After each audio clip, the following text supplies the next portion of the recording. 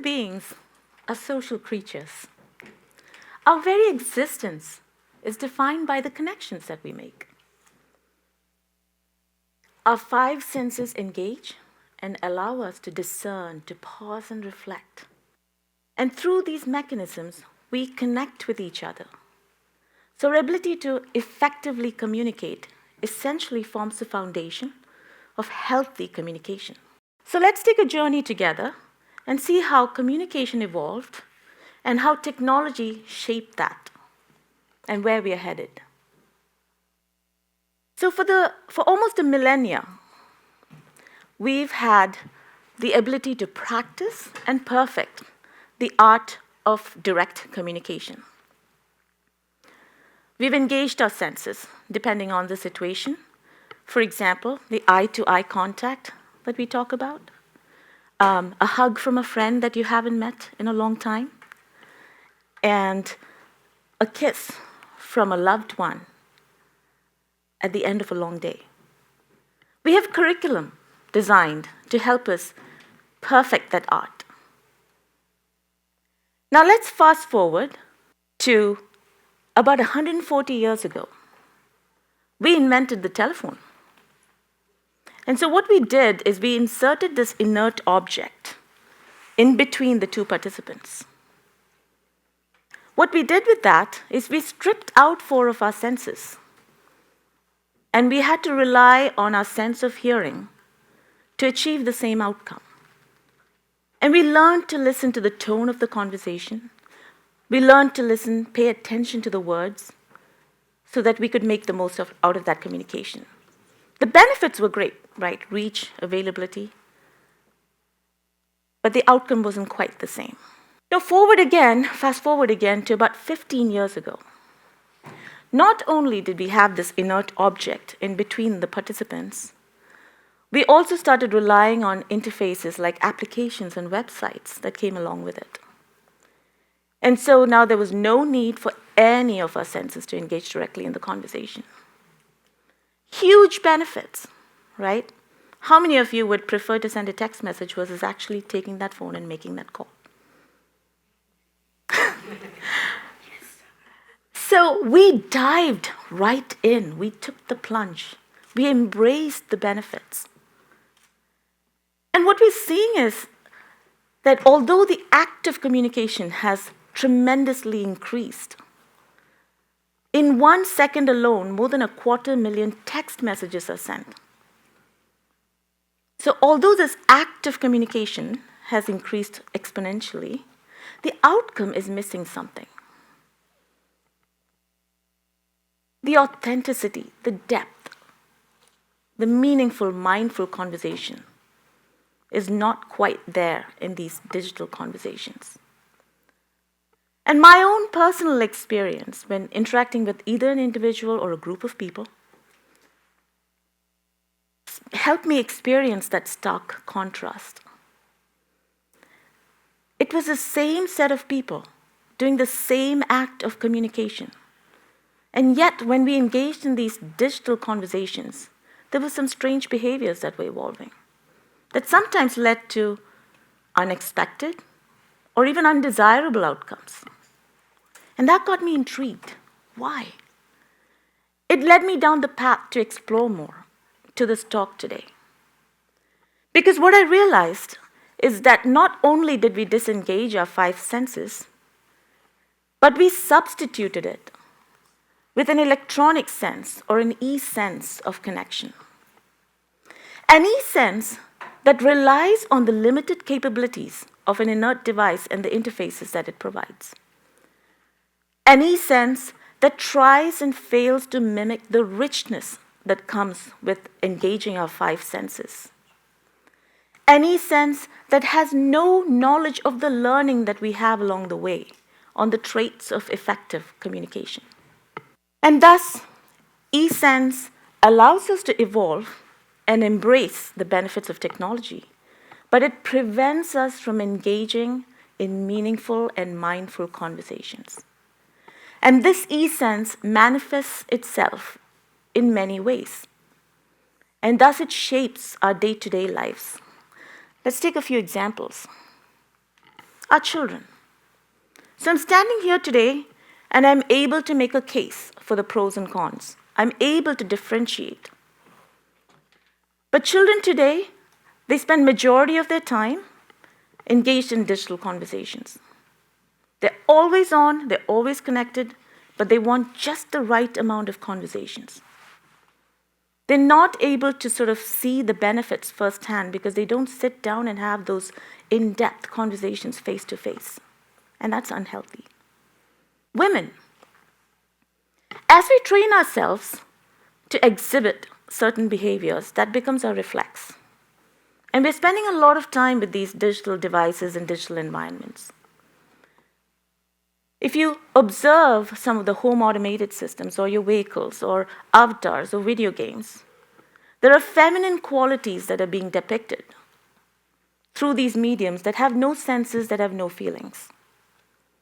So on a day when you're super frustrated, you could go home and yell at your home automation system, and the response is going to be very calm, consistent, and in some cases subservient. And as you build this muscle, that your behavior somehow is acceptable because you're not getting feedback, the lines start to blur and you start exhibiting this behavior outside to a real person with real feelings. And it's leading to harassment, it leads to even serious crime. Diversity. Each and every one of us, we're all unique. Whether it's our beliefs, whether it's languages that we speak, whether it's our likes and dislikes. And because of this digital conversation that we have, we've limited our power of expression, our ability to look at nuances, nonverbal cues, body language, to have those effective conversations. If you took your friend out to lunch and you suggested something on the menu, maybe your friend will be polite and say it was tasty. But you can look at that person and you can look for those nonverbal cues to make a decision for yourself as to whether they really enjoyed it. And we've lost that ability through these digital conversations.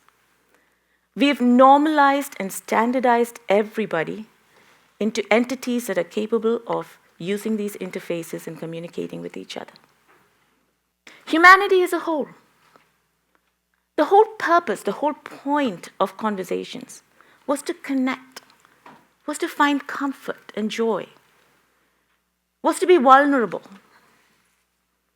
And yet, today, through this digital conversation, it has become one of the biggest sources of stress in day-to-day life. How many times have you sent a text message, looked at the timestamp of the application that you used to send it, and wondered, I sent my message 10 minutes ago. I know this person was online 5 minutes ago. Why didn't I get a response? It causes so much anxiety. It causes conflict in relationships. How many times have you observed that someone's typing a feedback being printed on the website, and then they decide not to, or typing a comment? And you're like, well, what were you trying to say? Because we are tuned into our senses and what we're able to recognize or see for ourselves. We have no idea what's happening on the other end. Take it a step further and think about the websites where we post pictures and aspects of our life. We now have this ability to hide behind this interface and hide our flaws, hide our ability to be vulnerable. Because every picture is perfect, every vacation is perfect. There's so much stress on the people making the post to actually put that perfect aspect of their lives out there. And the person observing looks all around them and goes, oh my gosh, everyone is having such a perfect life, and look at mine. It's mundane, it's boring, it's normal. And so we've lost that ability to connect, to be vulnerable, to share, to look at the flaws in each other and to grow together. I bet when these TED Talks are posted, there'll be people who have either watched the video, who have just listened to the audio, who have opinions based on opinions already posted, and we're all going to form these eSense connections with each other. So, is this it? Are we doomed? No. The point here is that we're at this crossroads of connection. We're at this crossroads in the evolution of communication.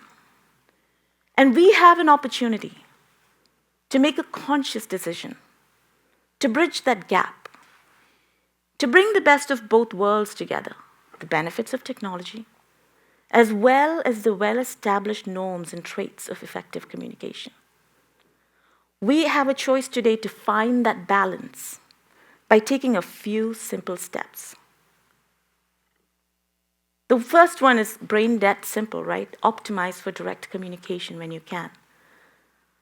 Countless number of times I've walked into my workplace and seen people sitting in nearby cubicles or offices texting each other. And countless number of times it's led to conflict. And every single time the solution is, please go talk to that person directly. And almost always it solves the problem. So please, optimize for direct communication when you can.